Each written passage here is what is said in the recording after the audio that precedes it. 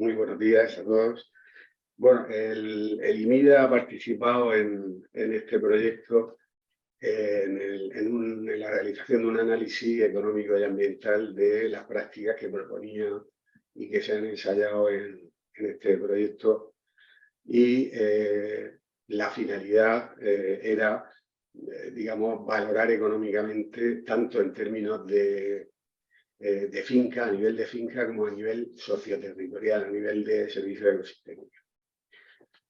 Esa era, ya digo, la finalidad. Por lo tanto, quiero indicar desde el principio que hay como dos etapas muy claras, las dos comunicadas, pero dos etapas separadas que en la primera, ya digo, se trata de ver la viabilidad económica y ambiental de las prácticas propuestas sobre la finca y, por lo tanto, en términos de carácter técnico o agronómico incluso, ¿no?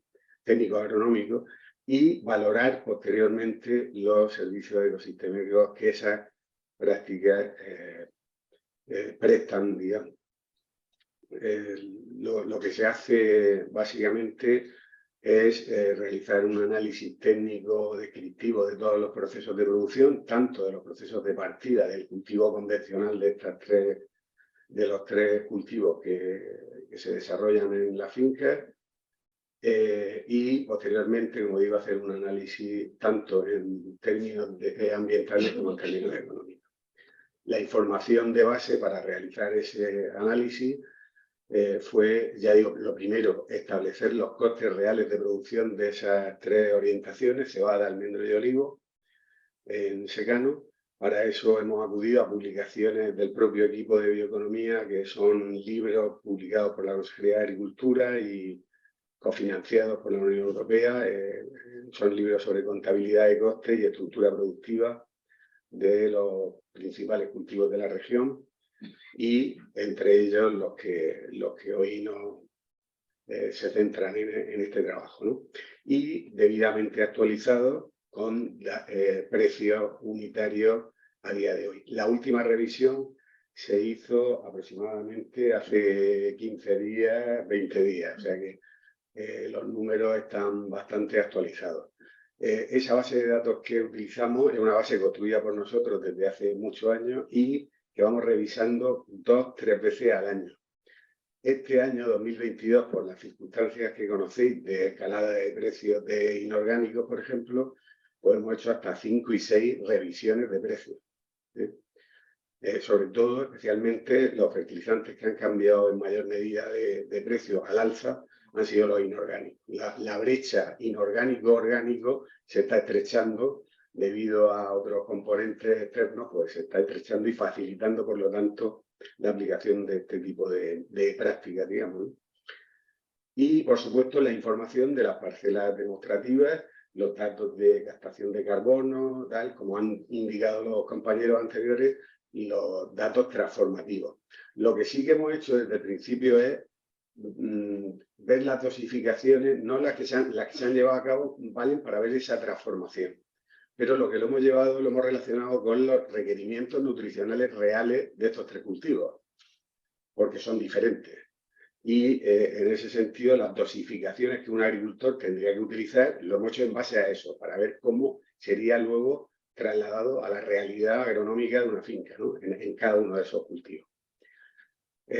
Como digo, hay un primer nivel, que es a nivel de finca, y hacemos un balance económico de las prácticas, es decir, el escenario inicial o el cultivo convencional y la práctica concreta, y en paralelo a ese balance económico, el equipo nuestro siempre trabaja en paralelo la parte económica y la ambiental. Entonces, a través del análisis del ciclo de vida, hemos visto el balance de emisiones, lo mismo, del sistema convencional y de la práctica propuesta, ¿no? Se hace un balance en ese sentido también. Y posteriormente ya, finalmente, una evaluación de los servicios ecosistémicos, que era yo en llamar un nivel socioterritorial, porque al final lo que hace es una valoración de cara a los impactos que puede tener sobre el medio rural y sobre la sociedad en general, ¿no? Los cultivos, ya digo, se ha hecho la estructura productiva de cada uno de ellos como la base, y se han analizado las siguientes prácticas: aporte de purines, aporte de estiércol de vino caprino, compost de cercanía, franja de cubierta vegetal y franja de abonado en verde. Los purines no estaban contemplados como tales, digamos, el análisis de los purines en concreto, digamos, no eran parte de materia prima para realizar los compostajes. Pero lo hemos querido introducir porque es un tema candente, ¿no? Es una problemática existente que no está resuelta y queríamos ver esto de los purines cómo funcionaba también, ¿no? Y hay bastante bibliografía para la caracterización de purines, con lo cual teníamos una información muy sólida en términos de características, ya digo, de los purines. Bien, en cualquiera de los casos, voy a poner un ejemplo y así vamos más rápido. El balance, nosotros hemos llegado al nivel de práctica y cultivo. Es decir, he desagregado toda la información, todo el análisis a práctica y cultivo. Es decir, por ejemplo, aquí os pongo el ejemplo de la práctica 3, que sería el aporte de compost de cercanía en cebada y abajo en almendra. Siempre en cada uno de esos escenarios, digamos, de esas combinaciones práctica-cultivo, tenemos los datos de la acción dentro de las labores que conlleva en relación a ese tema de fertilización y el escenario alternativo. Es decir, comparamos esas dos realidades, ¿no? Con dosificaciones, repito, es muy importante, nosotros vamos a dosificaciones por unidad de fertilizantes, que es el lenguaje que luego podemos trasladar a valores de mercado. Todo lo que hemos hecho ha sido intentando que en la parte ecosistémica demos valores de mercado. Y no hay mucha bibliografía, los que conocéis esto, pues sabéis que la bibliografía es abundante, pero precisa muy poca. O sea, en términos científicos, yo he visto muy pocos trabajos serios. Y creo que la única manera de dar unos números, en este caso comparativos entre diferentes prácticas y cultivos, era el que bajáramos a un nivel de detalle que estuviera justificada su valoración económica. Y creo que lo mejor ha sido trabajar con unidades fertilizantes.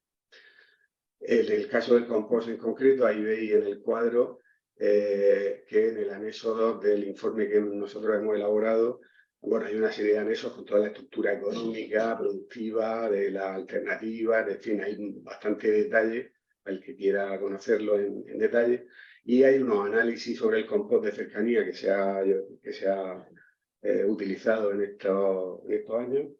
Y ahí tenéis el equilibrio fertilizante, ¿no? 1,8, 0,48, 1,06 era lo sacado de la media de varios valores. Los valores de los análisis eran similares, no había diferencia importante entre las analíticas. Y en cualquier caso, por incidir en la importancia que le da la parte de unidades fertilizantes, si los equilibrios del estado convencional con inorgánicos o de los orgánicos tenía algún desequilibrio, lo he corregido con un aporte y ese aporte lo valora económicamente. Por ejemplo, ahí os ponéis la tabla primera que hay una corrección de sulfato potásico de 2,6 kilos para poder llegar a las mismas unidades y poder comparar en igualdad y lo valora económicamente, lógicamente. Todo lo que he introducido en el análisis tiene una valoración económica, lógicamente. Y en el caso del almendro, como veis, en vez de 2,6, quiero decir que he hecho las variables para cada uno de las posibilidades, ¿no? Porque son muy diferentes. El almendro, como veis, necesita 44 unidades más de sulfato potásico porque es un cultivo, para los que tengáis almendro lo sabréis, que tiene mayores requerimientos en potasio, ¿no? Y por eso salen esos números, ¿no? Igualmente se han hecho para las otras prácticas, para la franja de cubierta vegetal o la de abonar en verde, ¿no? Y cada una de ellas, por ejemplo, en el abonar en verde, a través de las analíticas que me han dado el laboratorio, se hicieron unos muestreos en la finca y a través de los análisis de laboratorio lo que me han dado es la unidad de fertilizantes y del mismo modo he corregido el déficit que había de aportes nutricionales para poder valorar económicamente. Así se ha hecho toda la estructura económica. Y en paralelo a esa estructura económica, Benjamín, que el compañero del equipo que lleva esta parte de análisis de ciclo de vida, lo que hemos hecho ha sido un balance de emisiones de gases de efecto invernadero, es decir, de CO2 equivalente por hectárea de año, igual que lo hemos hecho en el económico, para contrastar la información económica y la ambiental, hablar de viabilidad en los dos términos, ¿no? Bueno, el programa es CIMAPRO 9.4, la versión, y la base de datos que utilizamos, se utilizan algunas otras, pero Coinbase es la que más utilizamos. Y los componentes del análisis pues, han sido todos los insumos que forman parte de la realidad productiva, tanto en términos de circulante, de insumos en el ciclo de producción, como en la preparación, plantación, en lo que es parte del inmovilizado. Combustibles, lubricantes, fertilizantes, fitosanitarios. A modo de ejemplo, ahí veis, por ejemplo, para la plantación de almendro, lo que ahí pongo como ejemplo es lo mismo que hemos hecho en todos los cultivos. Para la plantación vemos las labores que se hacen en la preparación y plantación y los consumos en litros de hectárea de cada una de esas labores. Y al final lo trasladamos a mililitros de ese insumo, en este caso, por ejemplo, de diésel, por kilo de producto o por hectárea. Lo hemos trabajado de las dos maneras. Normalmente es más conveniente trabajar por unidades funcionales, por unidad de producto, por kilo, pero es fácilmente trasladable con una producción media a hectárea. Y en este caso el análisis es más de carácter territorial y por lo tanto hemos trabajado por hectárea igual que en el económico. Y para los años productivos, en el ejemplo que pongo muy breve, pues lo mismo. Los consumos, por ejemplo, de los combustibles en las labores que van asociadas a ese cultivo de almendro, en este caso es un ejemplo. Con eso llegamos a ese balance económico y a ese balance de emisiones de CO2 equivalente, que ahora veremos cómo se transmite en unas conclusiones que creo que son bastante ilustrativas. Y, por ejemplo, hay una gráfica en el estudio que hemos hecho que creo que es muy clara y se ve muy fácilmente que en términos de calentamiento global de CO2 equivalente, por ejemplo, las prácticas a día de hoy con fertilización inorgánica y las de carácter orgánico en términos de emisiones no hay grandes diferencias. Algunas son a favor, otras en contra, unas positivas, otras negativas, pero con valores muy bajos, a excepción de los purines.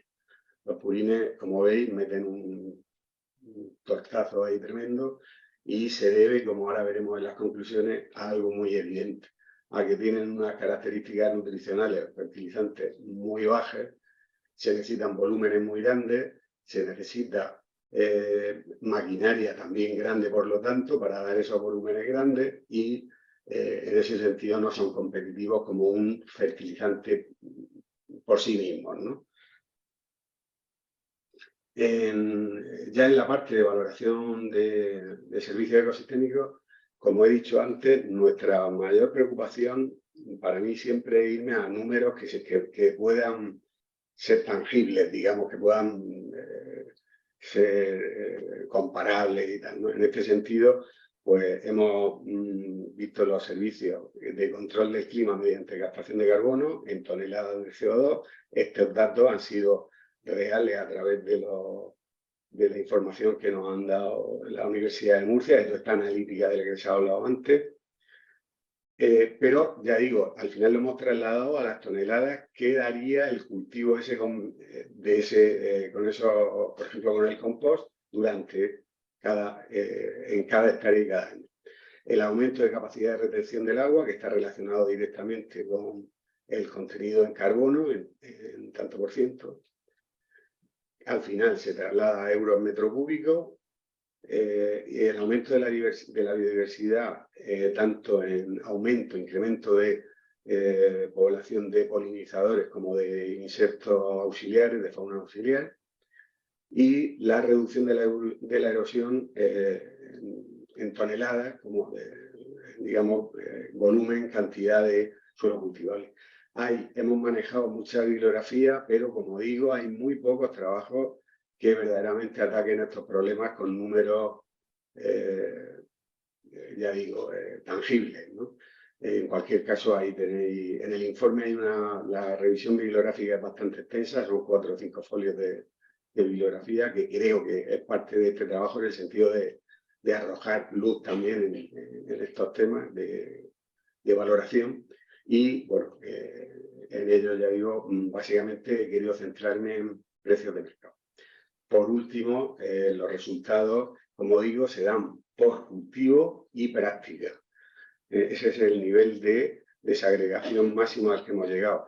Y, lógicamente, el perfil de cada cultivo determina esas diferencias. Por ejemplo, si os fijáis en almendro y en olivo, cualquier aporte de estiércol o de compost es más favorable en el caso del olivo. Más favorable porque el olivo es más exigente en términos de unidad de fertilizantes que el almendro, y por lo tanto, si yo tengo que aportar más compost, la captación, por ejemplo, de carbono que hemos comprobado con los datos de la universidad, pues es mayor.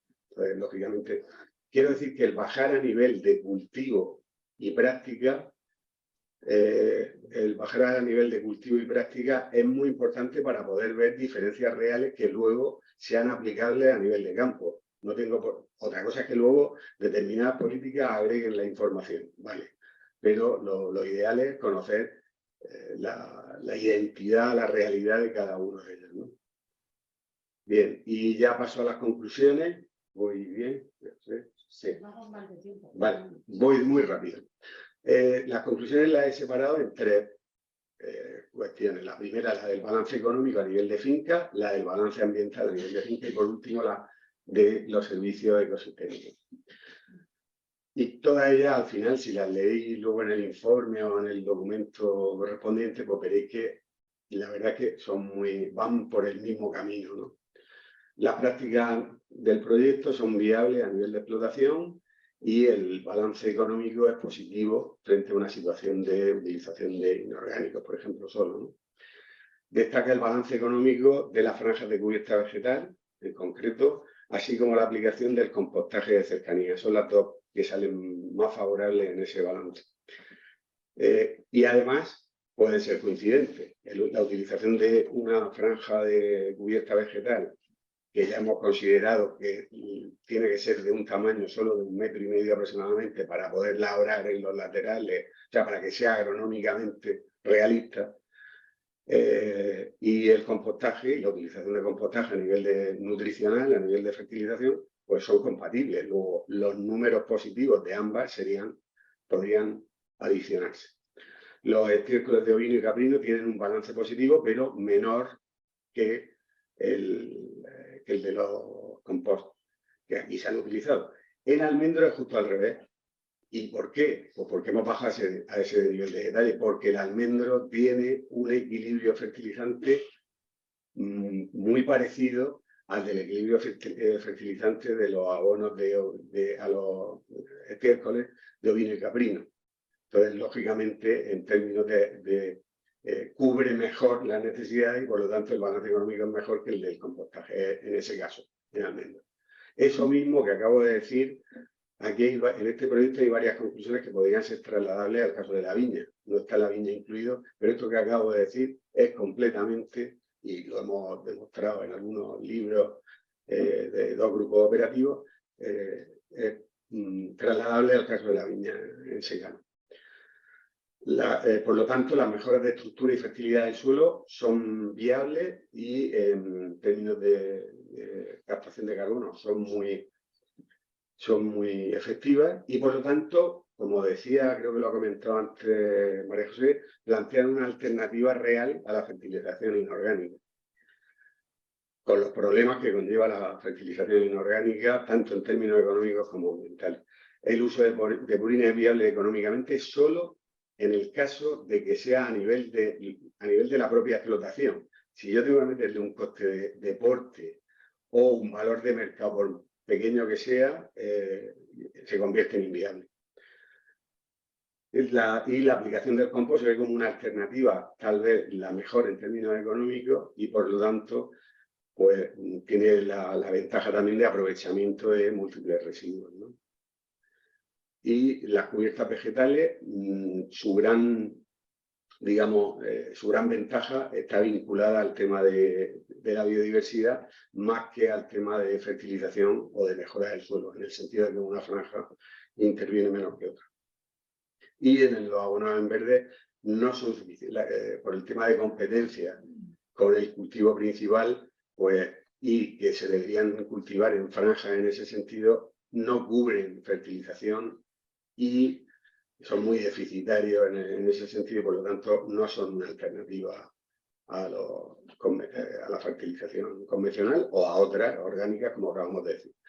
En cuanto a emisiones, las diferencias son muy pequeñas, como he dicho, con respecto a los escenarios convencionales, excepto el caso de los purines. En el caso de los purines, el balance es muy negativo y esto nos indica que, bueno, que la utilidad que pueden tener los purines es el aportarlos como una materia prima en compostaje, pero vamos, no como una utilización por sí mismo.